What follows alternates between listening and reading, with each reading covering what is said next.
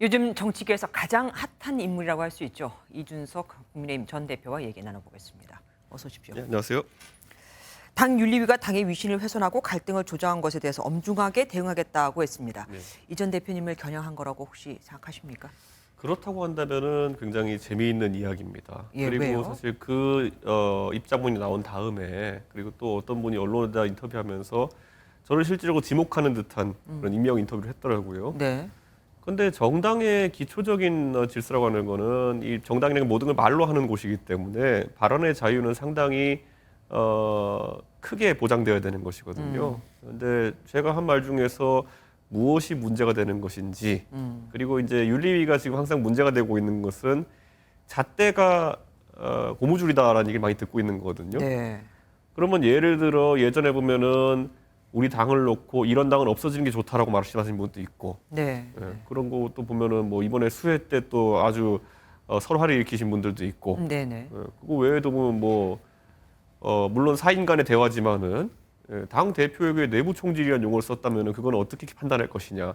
윤리가 스스로 어려운 숙제들을 다 끌어안고 있습니다. 보면은 당내에 가장 큰 분란을 초래했던 언사라고 한다 그러면은 당 대표가 한 행동에 대해서 내부 총질이라 지칭했던 행위 아니겠습니까? 그러면은 그걸 어떻게 처결하겠습니까? 그 문자 없었으면 이 꼴 났겠습니까? 무엇보다 잣대가 예. 정확하지 않은 것이 문제다.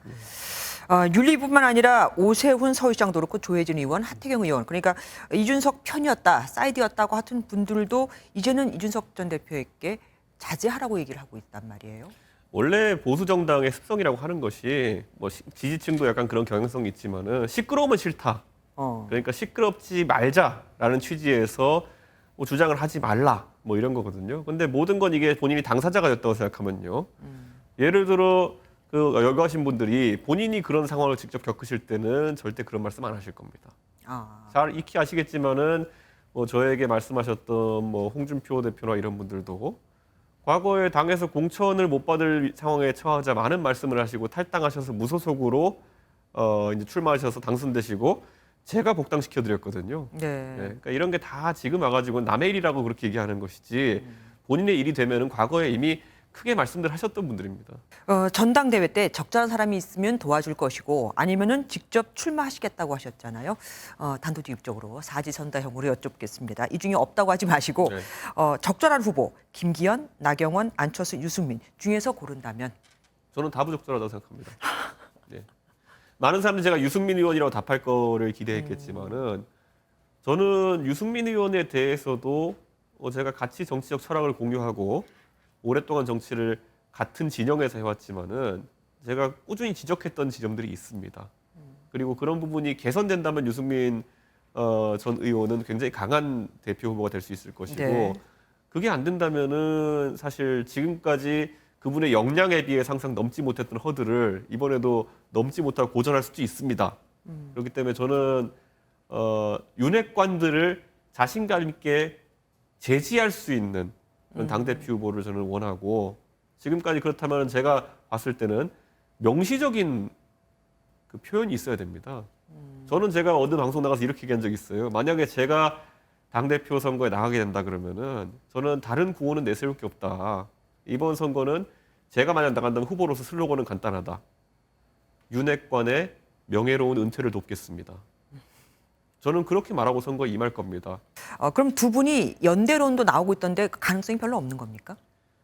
이렇게 말씀드리겠습니다. 보면은 우리가 보통 그 소위 계파적 관점으로 봤을 때는 과거의 정치 행보를 같이 했다고 해가지고 꼭 지금 어떤 당면한 선거에서 같은 입장을 보이는 건 아닐 겁니다. 네.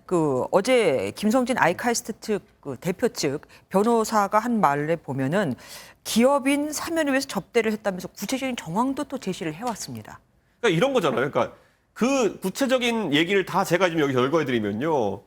제가 6명 정도의 사람들과 어디 식당에서 밥을 먹어가지고 그분이 한 100만 원 정도를 쓰고 그걸 바탕으로 해가지고 저한테 최태원 회장 사면을 요구했다는 거 아닙니까? 네. 근데 이게 보면 우선 많은 사람들이 보고 이제 의아해하는 것이 기업 회장 사면 청탁을 밥 한 번 사주고 했다라고 하는 것 자체가 우선 경우에 맞지 않다고 보는 분도 많을 것이고 자 그러면 청탁이라는 것은 은밀하게 해야 되는 것인데 6, 7명 정도의 사람들이 같이 밥을 먹으면서 그렇게 했다고 한다 그러면은 그게 무슨 긴밀한 청탁일 것이며 문제는 기각된다면 이 가처분이 기각된다면 이제 할 수 있는 게 별로 없지 않습니까? 아닙니다. 본안 소송에서 다툴 뿐더러 만약에 본안 소송에서도 안 된다면요. 본안 소송은 당연히 더 세밀하게 다루기 때문에 다툴 지점들이 있고 가처분의 기각이라고 한다든지 아니면 인용이라고 하는 것도 그에 대한 자세한 서술을 합니다. 네. 법관께서 그렇게 네. 하기 때문에 그 내용에 따라서 국민들의 판단은 달라질 것이다. 저는 이렇게 생각하고 이미 아까 얘가 말씀드린 것처럼 이미 이 사안 그 번개불에 콩 구워 먹듯이 이 진행된 비대위 전환 절차라고 하는 것은 국민들의 평가가 끝난 사안입니다. 하지만 지금 말씀하신 대로 비대위는 이미 꾸려졌고 그대로 간다면 지금 이 전 대표님께서 하실 수 있는 게 별로 없어요. 지금처럼 여론전 외에는. 아닙니다. 저는 할 수 있는 게 무궁무진하고 그것에 대해 가지고 제가 이미 얘기한 것들도 있습니다. 예를 들어 당원들과의 교류를 강화하고 온라인 소통 공간도 만들고 그리고 무엇보다 혁신이나 이런 아젠다들에 대해 가지고 제 생각을 책으로 출간한다는 얘기까지 했었거든요. 네. 이거 굉장히 활발한 활동이고 저는 이렇게 생각합니다. 당 대표냐 아니냐에 대해 가지고 집착해 가지고 정치인이 활동을 정하는 건 아닙니다.